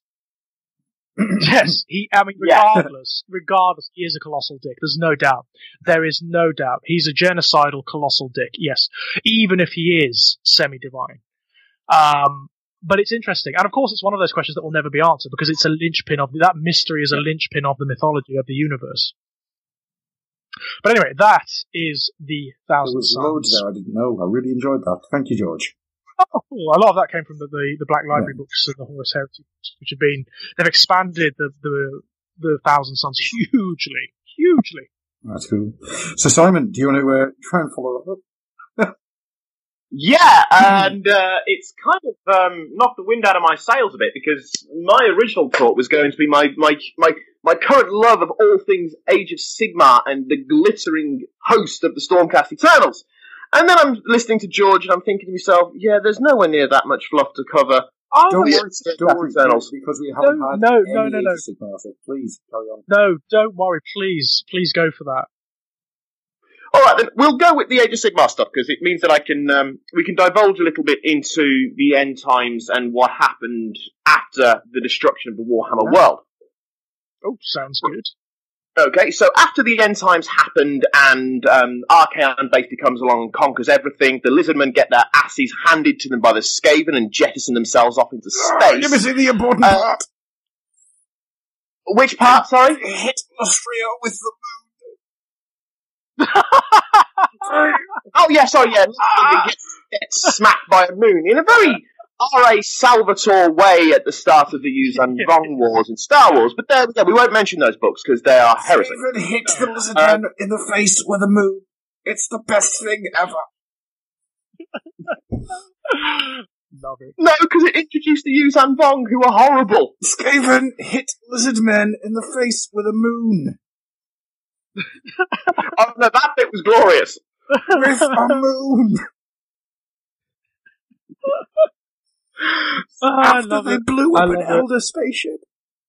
Yes, that's my favourite part. That's my favourite part, where they are essentially speaking to the Eldar. It smells elvish. Blow it up. Yeah. Sorry, Simon. Go on. No, that's fine, because I'd actually, the moon getting dropped on Lusher had actually slipped my mind. But anyway, Sigma, who has returned as the great and noble, powerful, not Primarch that he is, just to throw that little spanner into the works, has decided that he is going to return, and he is going to lead not just all mankind, but all of the races of Order together. To this end, he is... I'll go back a little bit. After the destruction of the old world, chaos has begun to subsume what is now the realms. And you've got the realm of fire, and the realm of metal, and the realm of magic, and the realm of death, and the realm of green, and all the different ones. It's basically the 8-pointed star from Chaos. Yes. And Sigma and Chaos has started to consume everything. You have entire planes devoted to the various Chaos gods. As George has been talking, we'll reference Nurgle, who is currently trying to conquer the crap out of Alariel on the Maiden Worlds, of the Green Worlds. And Sigma, who has at this point got rather cleverly tricked into giving up his favourite toy in the form of Galmer as his hammer, taken most cleverly from him by Tzinch by making him throw it into a big fucking hole. Yes. Well done. Sigma realises that, you know what, I'm not quite best equipped for this little job. And he buggers off to the realm of Azir. Yes, Azir, not Ashki. Yeah. Yes, it is Azir. Yes, it is Azir. I got my A's mixed up. Buggers off to the realms of Azir, locks the door and says, right, well, I'm not coming out now for a little while. By a little while, you mean like a couple of million years, yeah? Yeah, it's about 1,000 years, isn't it? I've been locking the door, and we're listening to some Linkin Park. And probably some stain just to really rub salt into the wounds. I always figured if Sigmar was going to forge warriors upon his forge, he'd either be a power metaler or a gent metaler, depending on his... It would just be nothing but the Killer Instinct theme just on repeat. For 1,000 years. That's brilliant. I love it. So what he does is he decides, right, I need a new army. I need something that has never been seen before, and I need to bring them as quickly as I possibly can, which is a better part of 1,000 years. So, as he's hurtling through space, he forms an alliance with the great Star Drake, whose name completely escapes me. We'll get to him, actually. In the meantime, he takes the core of the old world, which is a solid piece of metal, and he starts making armor out of it and weapons out of it with the help of the Duarden smith gods. And he starts forging all these armor and all these weapons out of this material called Sigmarite. During this process, he also has had alliances previously with other gods, namely Nagash, who buggers off. Yes, doesn't go well. Who bugger off. The Smith gods of the Duarden, whose names conveniently escape me at this moment in time, who stay around for the most part. Gotrek. With his friend Felix. Oh no, at the end. Do you know what? I remember thinking, God, these are terrible. I hated the Gotrek and Felix books because it was the same story over and over and over again. I love it. But there we go. So yes, he's forging all this, and as he's doing this, he's reaching into the realms. So the gates aren't completely barred, and he's looking for what is supposedly every noble being from all of the races. So that would include the Oryx and the Ogres and the humans, except for the Bretonnians, because we don't talk about those French bastards anymore. No, they're gone. They're gone. Yeah. They would decide that we can't copyright 15th century French noblemen, so we're not going to have it. So, and from the humans, from the elves, or the elves, from the wood elves, from the high elves, from the dark elves, who are also now goodies, by the way. Mm-hmm. Technically. And, oh yeah, sorry, I could have mentioned the elves, but no, we won't go into the elf storyline, and Malekith getting up and then getting down, and now the goodie, and now a baddie, and never mind, but there we go. brings all these people into his mortal realms because he wants them to have this new armor and forge them into the army that will take back the 8 realms, and he calls them the Stormcast Eternals.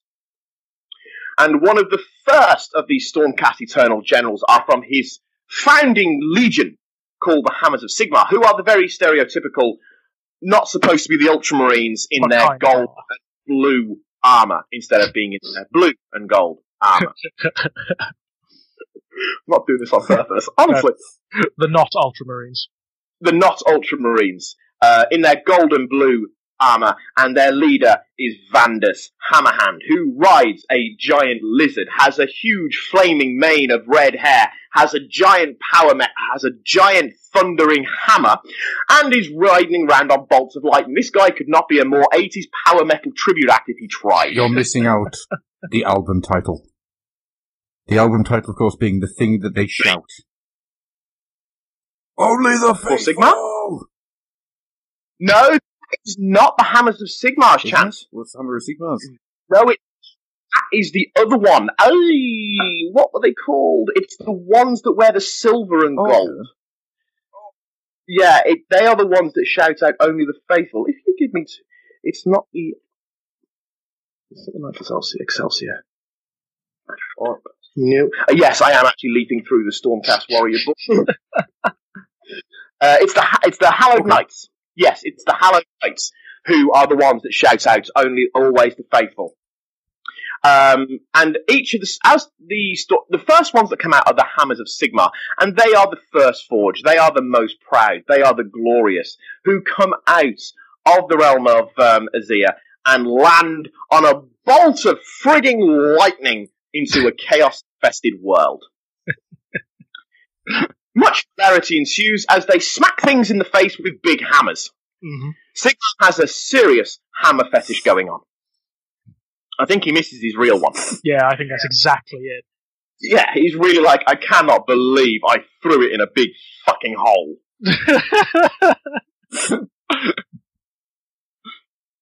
Now, the Hammers of Sigmar, when they first come down onto the land, it's the Land of Fire. I'm really bad that I can't actually remember the names of it. It's Akshi or something like that. Yes, it's Akshi or something like that. He lands on the realm of fire. And basically he smacks the crap out of the Khorne Bloodbound.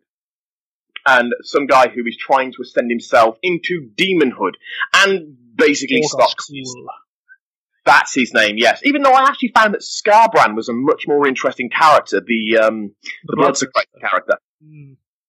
I thought he was much more interesting because the Lord of Elixir Ionis goes after him, and I found that their part of the aspect of the storyline was much more interesting than Vandus Hammerhand trying to redeem himself for his less than glorious death at the hands of the Khorne Lord. Korgos. As we continue this, we also start getting introduced to other Stormcast Eternal chapters. Chambers. That one was actually an accident. Was that actually a Freudian slip? That was actually a Freudian slip, yeah. That was not deliberate. And we have such ones as previously mentioned, the Hallowed Knights, who are very much the warrior monks, who are called into this particular chamber if, when they, at the moment of their death, they were praying to Sigmar and were believing in Sigmar.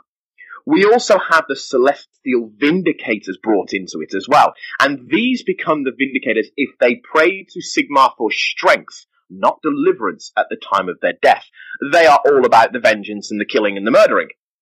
Nice. So, because of course the Stormcast Eternals are Games Workshop's newest army, they're very much at the moment a blank slate, and this is what I find really interesting about them, is that they can go anywhere with them. You've got all the different, they're just different colour schemes, but you can make them all as individualists.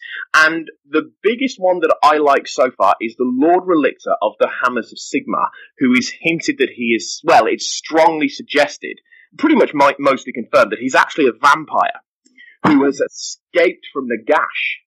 Yeah, it's Ionis does is there's a line that's delivered in it, because he's come from the realm of death, where obviously Nagash reigns supreme. Absolutely supreme. That's right, Archaon. And there's a line that says, a debt must be paid, and it's a life for a life. So I think there's going to be more done with Ionis Cryptborn in regards to what's going to be done. He's actually very interested, because if he's a vampire, he'd be the first one that we've seen of the Stormcaster who's not entirely human. We've seen so far that, it says it in the books that anyone can become, as long as they are noble at heart and pure of strength of arm, can become a Stormcast Eternal. So far, all we've seen is, well, apart from one exception, human males. The best way to describe how Stormcast are made are people who die in ridiculous situations who don't die. Yeah. That's it. Are you? They just reload. Sorry, I was just going to say, are you about to do something stupidly heroic and die? Excellent. Stormcast material. Like charging into an entire warband of Chaos Marauders just so you can avenge your friend. Yeah. Who also do an entire warband of Chaos Marauders. But there we go. On a world that's dominated by these Chaos Marauders. Yes. Pretty much. When a Stormcast dies, when they have their second death, or third death, or fourth death, or fifth death, their souls, unless captured by the Chaos Sorcerer Ezrit, who is under the personal tutelage of Kairos Fateweaver, who really, really, really needs to get more screen time. Agreed. Especially since he's got that lovely new miniature. Oh yeah, that Lord of Change, and I will go so big good. shout to the Lord of Lairs, the Prince of Palettes, Duncan Rhodes, for the painting tutorial he did, which is pretty much what's inspired me to go towards the Zine Chink in the first place. It was very good. It was very good. It's just an hour and a half of watching that silky man talk. I mean, he is the love child of Bob Ross. I don't care. Wow. And I said, yeah, he's quite a pretty boy, isn't he? But when the Stormcast Eternals die in battle, they are taken back to the halls of Sigmar to be reforged, and this I think is a fantastic piece of writing on the idea, because it opens up so much that they can do with these guys, the stories that they can tell because unlike the Space Marines, Stormcast Eternals are still human. Yep. They still have the same wants and desires and emotions of a Stormcast of a human being. Space Marines are always considered to be something more. Fanatical lunatics for the most part, for many parts of it. But here we go. With notable exceptions in, say, of course, Matt Ward's Ultramarines and the Salamanders. The Salamanders, yeah. The Stormcast Eternals are still portrayed as human. They have doubts. They are unsure of themselves. They have different motivations that drive them. Some seek to protect. Some seek to avenge. Some seek to solve wrongs that have been done to them within their former lives. But when they die, they are reforged. They're essentially remade back into other Stormcast Eternals. And they can end up in different roles. For instance, it's what happens to the first of the Lord Aquillas of the Vanguard chapters. He wasn't always a Lord Aquila. He was originally a Lord Celestin who gets reborn into the Lord Aquila form. But they come back different. There are aspects of their humanity that are eroded with each reforging. And it's not yet clear what happens when Stormcast has been reforged 4 times, 5 times, 6 times, 7 times, when they will eventually become less than human. Space Marines, they die. It happens. They die, that's it. They're forgotten about. Their gene lives on, they get the fancy armor. But these guys, their fate is horrendous. Because you don't get the reward of an afterlife. You get brought back to life as something different, and then plunge right back into a situation that can get you killed again. And it's both enticing and horrifying a fate. Yeah, it lends a very nice layer of horror to the Stormcast Eternals, doesn't it? Because they are essentially their own ghosts. Oh yeah, I like that. Slowly eroding. I really like that. Yeah, that's very cool. It's a fantastic piece of writing that's at the start almost delivered as a little bit of a throwaway. So they come back a little bit different. But when you start thinking about it, and when you start adding to it, they come back a little bit different. They might come back a bit grimmer. They might come back a bit more dour. They might come back as, or they might go the other end. They might come back more jovial. They might come back, instead of being not conservative, what's the word I'm looking for? Cautious, they might suddenly become reckless. So not only can they come back and lose parts of humanity, they could come back as a completely different person. I mean, how much would that mess with your head after a while? Yeah, in terms of character building, for like the potential fiction that could be written about these guys, it could be fantastic. I mean, there's one that's currently in the Realm Gate Wars. Gardas he's called, and he's one of the Hallowed Knights, who the other chambers really want to protect because he seems to be everything that the Stormcast Eternals embody. He's not altogether wise, but he's a great warrior, a good leader. His men love him, and he jumps into the Garden of Nurgle. Oh, and that's at the point in the story where I've actually left him because I haven't got the next book. But he's running from a great unclean one called Balthorox. And Balthorox, of course, he's being very Nurglish in nature in that he's not being overly cruel or he's not belittling him. He's trying to convert him. Because Nurgle, of course, is, of all the Chaos Gods, not exactly horrible. Oh, he's That's lovely. a conversation we can have another time about the intricacies. Oh, definitely. And I think the Nurgle storylines, not storylines, but the description of Nurgle, of grandfather Nurgle, I think it's brilliant. Everything being like avuncular and paternal. Yeah, it's brilliant. Love it. Yeah, it really is. You've got Slaanesh who just, on the surface, it's just drugs, sex, and videotape. And Nurgle again, he looks on the outside, he's horrid and bulbous and full of pustules, but then you dig into the nature of Nurgle, and he's accepting, he's kind, he looks after, he genuinely cares about his children. Genuinely cares about his followers, Genuinely cares about.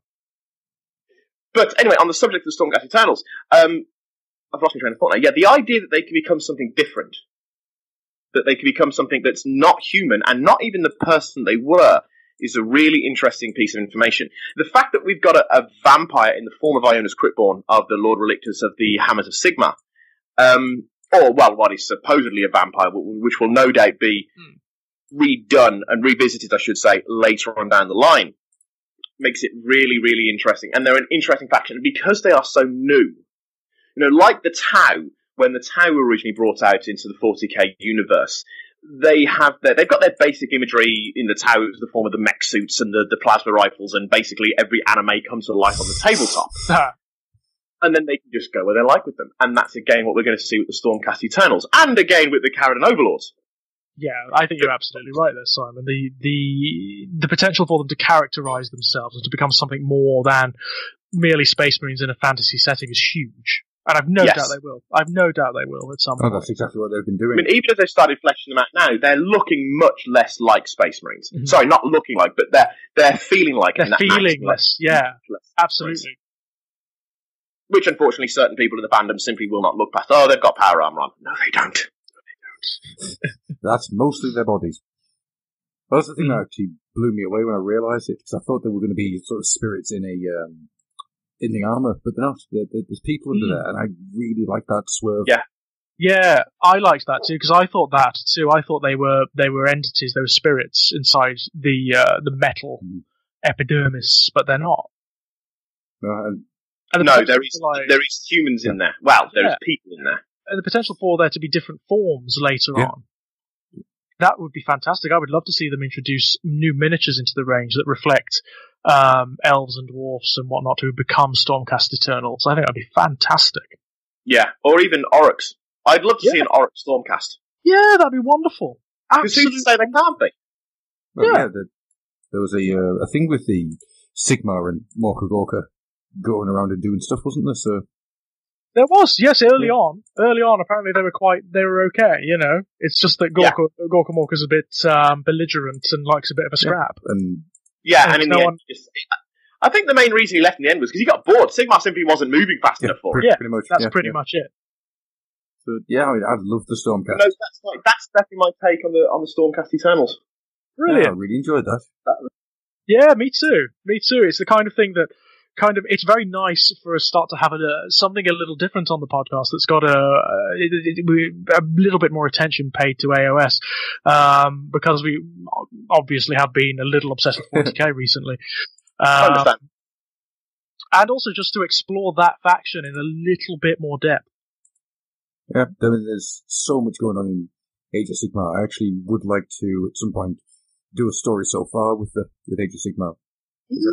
That would be great fun. Yeah, because it's got quite complicated, hasn't it? And I think that'd be quite a lot of fun to do, just to sort of work out where do we stand with the story now and what's going on with it. Where are all the various factions? What are they doing? Yeah. When is Slaanesh going to turn up again? Soon. What's going on with Slaanesh, and why has it's suddenly ceased to be at the moment? What's happened to her?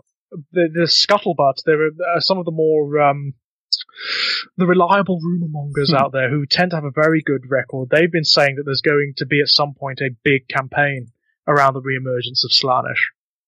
Yes, but it's possibly later this year, which could be great fun. I can see that happening. Well, they could entwine 40k as well. Oh yes, I mean, no doubt, Fulgrim's coming. Fulgrim's definitely coming somewhere down the line. You can tell by reading The Gathering Storm 3.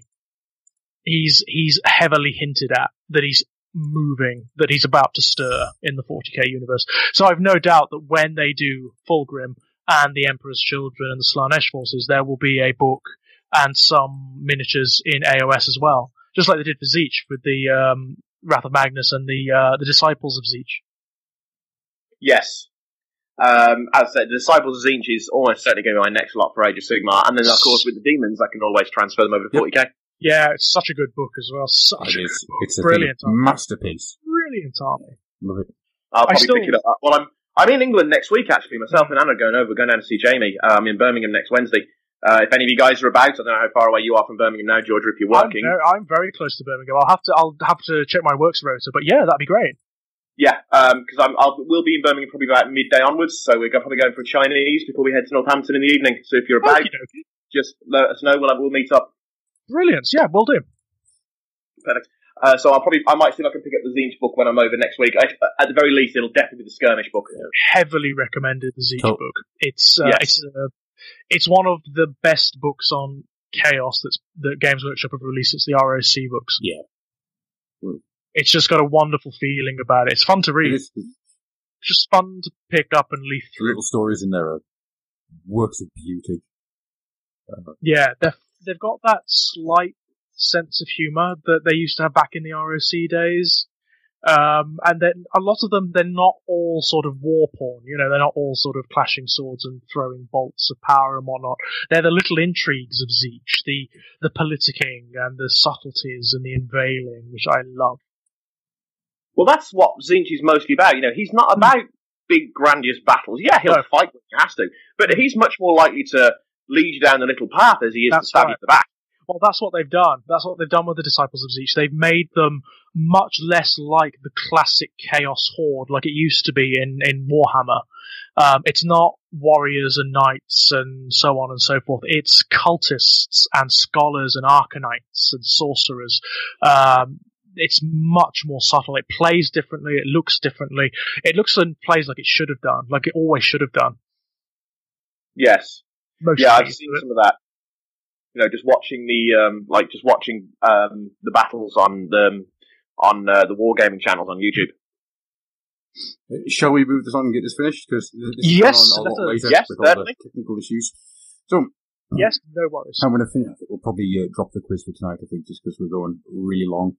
I think that's fair enough. If you want, I can sort of double up or do a slightly longer one next time. Probably going to be the best idea. Okay. So, to finish this off then, I'm going to talk about a race that is long vanished. A race that, when around, had much love. But then, then went away, never to be spoken of again. A race that it has a story behind its creation almost as interesting as the story within the fluff. You thought I was going to talk about squats. I'm not. Yes. I'm talking about I think Zoats. Excellent! The Zotes are regarded throughout the majority of the old world through the realms, yes, through the realms, as creatures of legend. Nobody really knows where they came from, how they developed. Are they native to the old world? Are they native to the realm of beasts at all? However, what they do know is that if these things exist, they are very old and very powerful, solitary by nature, and occasionally encountered in the depths of the most ancient forests. They are huge, massive, four-legged, with bodies resembling that of a rhino, with ogre-like torsos, giant powerful heads and arms, but they are quiet and reclusive. They can move through the densest undergrowth with hardly a sound, until they hit you with giant stone magic axes that are known as sky staves, which have two things. They are therefore, one is for the casual bludgeoning and beating of anybody who sees them, and two, to fire massive amounts of magic, because the Zotes are the most powerful magic users outside of elves.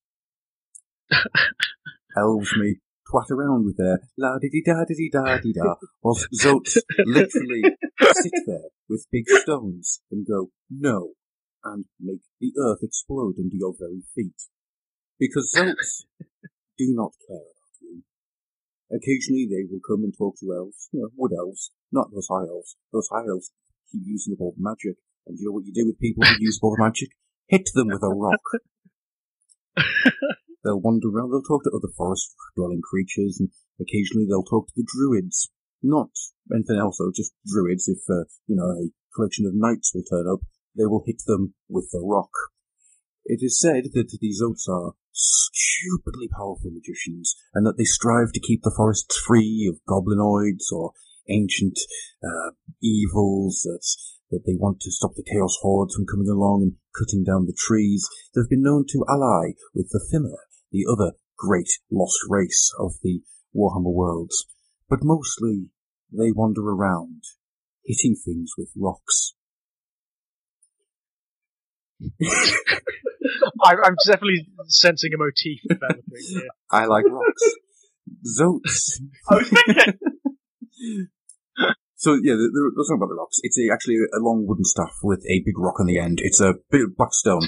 It's known as the Sky Stave. It allows them to either be used as a two-handed mace, or it can be fired like almost like a magical cannon. Zotes speak their language, which is this odd grinding rumbling sound, and occasionally, when they feel that it's necessary, they will bow down and speak Elvish. That useless, horrible language, which is really simple and coarse. I want that to stick in your mind, that Elvish is coarse to Zotes, who speak in the sound of two rocks grinding against each other. There's a beautiful rock motif working on here. They'll also talk to druids, because druids are there.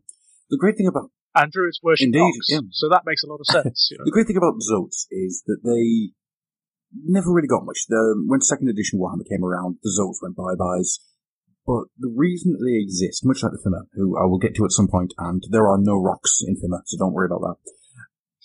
The great thing is that Brian Anstall came to the designers, a guy called Tony Ackland, and said, right, we need to create races that aren't Tolkien. Right? So, what do you do with that? So your boss comes to you and says, we want to have races that aren't the quintessential Tolkien. So, this is like the late 80s, so somebody realised what was going on. Well, Brian Anstall, as much as he probably didn't realise much from his giant cocaine den, that the world around him was changing. But he did come up with this idea. So, the inspiration for Doom, pretty much, actually, yeah. Just Brian Anstall, bitches. So what does he do? He comes up with this idea. By comes up with this idea, I mean, he gives... I can't do it with a straight face. He says, we need to come up with original ideas. I want you to read these books. Because the Zotes are actually the Adzel from the Polytechnic. Sorry, I'm trying to pronounce this. The Polytechnic League stories by Paul Anderson. Not Sugar Bear Paul Anderson, or the one that directed Resident Evil. It's a third Paul Anderson.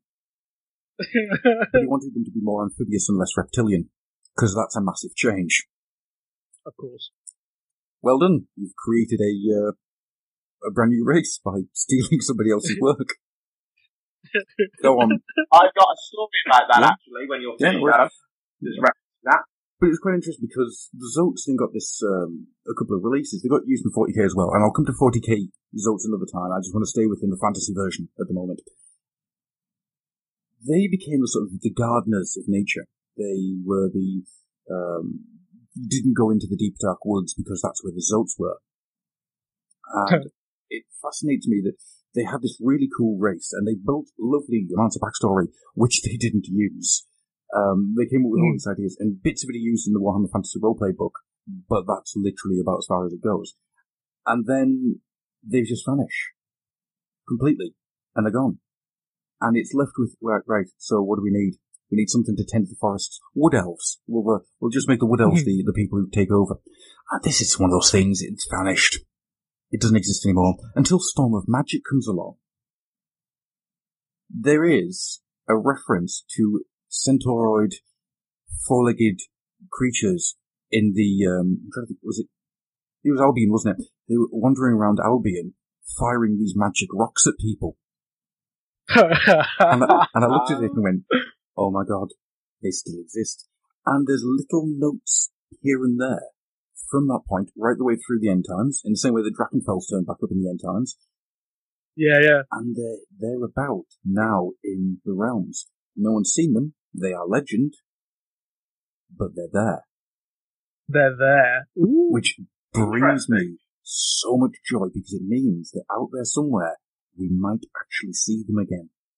And the potential. Yeah, I would love that. I would love to see the Zotes return, just because they are so unlike anything else in Age of Sigmar. You know, they are. Yeah. It's just these giant, powerful creatures who are peace-loving. I love it. It's, they will throw their magic rocks at you if you mess with them, but they're not going to be coming to you, going, right, you have all the sky gold I want. I'm going to throw my magic rocks at you until you go away and give me all your sky gold. That's not who they are. They are tenders, gardeners, but very powerful ones. I really want to see them make a reappearance. There was a time, Adam, when I would have said not a chance, Yeah. but given the nature of AOS now, and given that they are trying to distinguish it from other fantasy universes, I don't see why they wouldn't turn up again at some point. No reason at all. This excites me. So much so that I have built a Zote. I may need help. It's the back end of a Triceratops. I mean, if they do turn up, Adam, do you think they'll be their own race? Do you think they'll be like allies to other races? I think they'll be in Flluffenhammer. I think that there'll be destruction races, but almost like a destruction of order. So they would be because it seems to be that the Zotes are kicking around the realm of beasts. So I can see like big beastly creatures, but I would see them probably. There wouldn't be chaos. Definitely not be chaos. No, they definitely. There wouldn't be rips. Going by the storyline, I'd say that the allies of the Savannah. Yeah.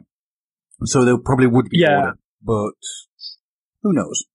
But I like the idea of these giant things walking through the swamps with a force of thinner, which is what I'll be talking about next time. Fabulous. Fabulous. Yeah, that's the Zotes. Not a huge amount of background on the race, but I think they're the idea of them, the shape and the taste of them is fascinating, and I think the story behind how they were created is great. We need to create something that we own completely, that we've created. Here, read this book. Let's take it from somewhere. Brilliant. Absolutely. So there was something that you quickly wanted to throw in there, Mr. Simon, and then we are going to call this a night.